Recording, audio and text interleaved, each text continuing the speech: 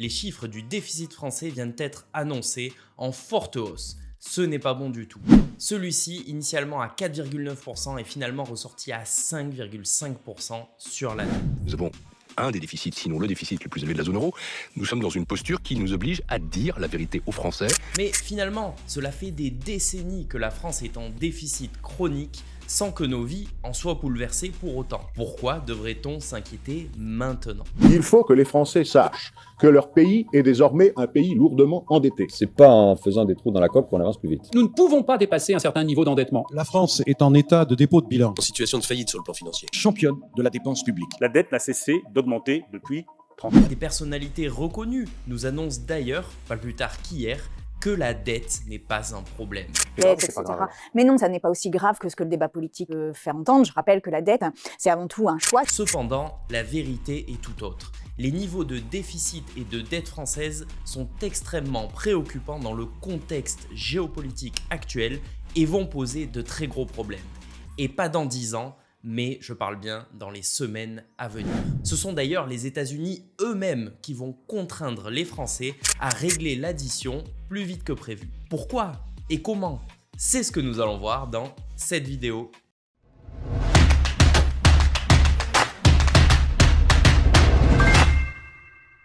Si le déficit et les niveaux d'endettement français posent problème, c'est avant tout car les taux d'intérêt ont flambé ces 2 dernières années, passant de 0 à 4,5%. Forcément, lorsque l'on a 2400 milliards d'euros de dette d'une durée moyenne de 9 ans, cela implique des montants significatifs à refinancer chaque année. Mois après mois, la France est donc contrainte de troquer petit à petit ses prêts quasiment à taux zéro qui arrivent à échéance contre de nouveaux emprunts à des taux bien plus élevés. Et plus la situation dure dans le temps, plus la proportion de la dette financée à des taux élevés gagne du terrain. Fin 2022, le projet de la loi des finances quantifie ainsi l'impact d'une hausse des taux de 1% sur le coût de la dette. Si les intérêts supplémentaires s'élèvent à seulement 6 milliards d'euros la première année, son coût explose à 16 milliards à la 5e année et jusqu'à 31 milliards la 10e année. Ces calculs ont été faits pour une hausse des taux contenue à 1%, mais celle-ci a été en réalité bien plus forte que cela puisque la France emprunte aujourd'hui à 3%. La dette française étant détenue pour moitié par des fonds d'investissement étrangers, ce mécanisme transfère automatiquement chaque année vers l'étranger des sommes colossales qui sortent ainsi de notre économie. Les Français travaillent donc toujours plus pour financer les salaires de fonctionnaires saoudiens ou supporter le niveau de vie de retraités chinois, qui font partie des économies détenant en masse les dettes occidentales. Vous l'aurez compris, plus les taux élevés durent longtemps dans le temps, plus la dette française coûte cher à financer et plus la situation dérape, creusant le déficit et éloignant les perspectives d'un retour à la normale. Mais ce n'est que le début du problème. Après tout, il suffirait que la Banque centrale européenne décide de baisser ses taux directeurs à nouveau pour stabiliser la situation. D'ailleurs, on entend beaucoup parler actuellement dans la presse de baisse de taux imminente tant en Europe qu'aux États-Unis. Celle-ci pourrait cependant ne pas être aussi rapide et significative que prévu. Voyons pourquoi avec le cas américain. En réalité, tout est une question d'inflation et de solidité de l'économie. Des taux directeurs élevés ralentissent l'économie d'un pays en rendant les emprunts plus coûteux pour les particuliers, mais également pour les entreprises. Ces dernières, d'ailleurs, ralentissent leurs investissements et les recrutements, ce qui fait grimper le chômage. Les ménages font de leur côté plus attention à leurs dépenses, réduisant leur consommation et leurs achats à crédit. En résumé, la hausse des taux d'intérêt freine l'économie. Mais pourquoi donc vouloir ralentir une économie? De façon générale, effectivement, ce n'est pas la direction que nous souhaitons prendre. Mais lorsque l'économie s'emballe, que l'argent coule à flot, que tous les prix augmentent, les travailleurs demandent des augmentations de salaire, ce qui est légitime. Mais tous ces mécanismes conduisent à une boucle sans fin d'augmentation des prix. C'est exactement la situation d'inflation que nous avons connue en sortie de crise Covid. Durant le Covid, les taux d'intérêt ont été fixés à 0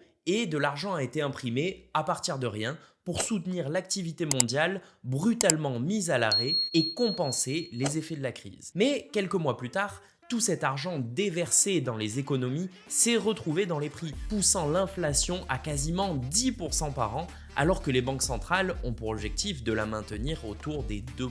En réaction, les banques centrales ont donc largement augmenté les taux d'intérêt pour mettre un gros coup de frein à l'augmentation des prix et à l'économie. Cela a plutôt bien fonctionné puisque l'inflation est en net repli depuis. Mais si en Europe, nous nous rapprochons de la cible des 2%, aux États-Unis, l'inflation est toujours 50% plus élevée que cet objectif. Depuis plusieurs mois d'ailleurs, plus aucun progrès n'est observé là-bas. Cela pose problème. Une situation similaire s'était déjà produite dans les années 70, débouchant sur la pire crise inflationniste de l'histoire moderne. L'évolution des taux et de l'inflation se superpose d'ailleurs parfaitement avec celle de l'époque. Pour combattre une inflation galopante, la Banque centrale américaine avait, à l'époque, monté ses taux de façon similaire à aujourd'hui, ce qui s'était montré très efficace dans un premier temps. Mais la baisse des taux a été trop rapide, ce qui a permis à l'inflation de repartir de plus belle. Une deuxième hausse des taux avait alors été nécessaire, puis également relâchée trop tôt, provoquant une énième poussée inflationniste. La Banque centrale américaine avait alors dû monter à nouveau ses taux d'intérêt jusqu'à 20% par an pour en venir à bout. Lorsque l'on voit aujourd'hui les dégâts causés par des taux à 4% sur le marché notamment immobilier et par ricochet sur les banques, on a vraiment du mal à imaginer le résultat de taux à 20%. Une telle hausse avait pourtant été nécessaire pour reprendre le contrôle sur l'inflation. Cela explique aujourd'hui les réticences des banques centrales à baisser leur taux directeur trop tôt par crainte de relancer l'inflation à des niveaux incontrôlables. Les baisses de taux outre-Atlantique pourraient donc arriver plus tard que ce que beaucoup anticipent. Et même si une baisse de taux est enclenchée, celle-ci se produira par palier de 0,25% tous les trimestres.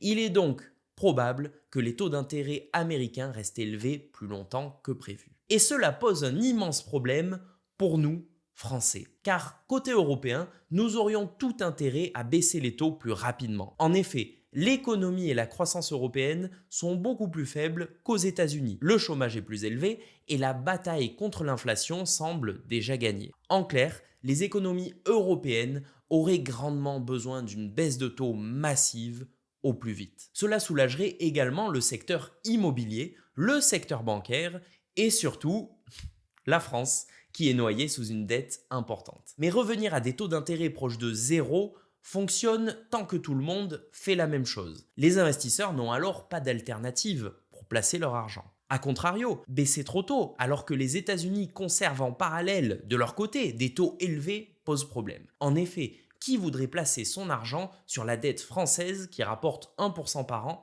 alors qu'à côté de ça, les obligations américaines rapportent, elles, plus de 5% actuellement. On assisterait ainsi à une vente massive de l'euro au profit du dollar, ce qui ferait chuter bien sûr la valeur de l'euro. Et c'est d'ailleurs ce qui s'était passé il y a quelques mois.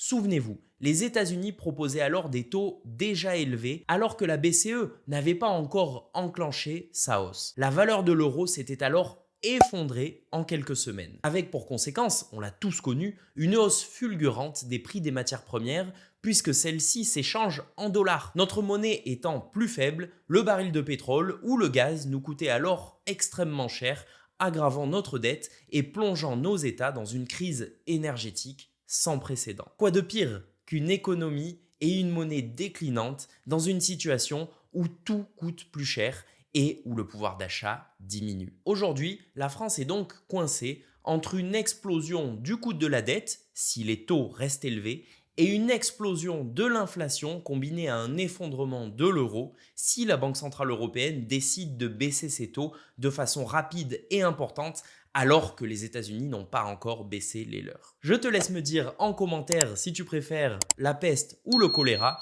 ou bien si tu vois une autre solution au problème français. Dans tous les cas, il est capital de prémunir son épargne d'une dévaluation ou du regain d'inflation à venir. Pour savoir comment faire, appuie sur la vidéo qui s'affiche à l'écran pour commencer dès maintenant à placer ton épargne de façon solide et en toute simplicité.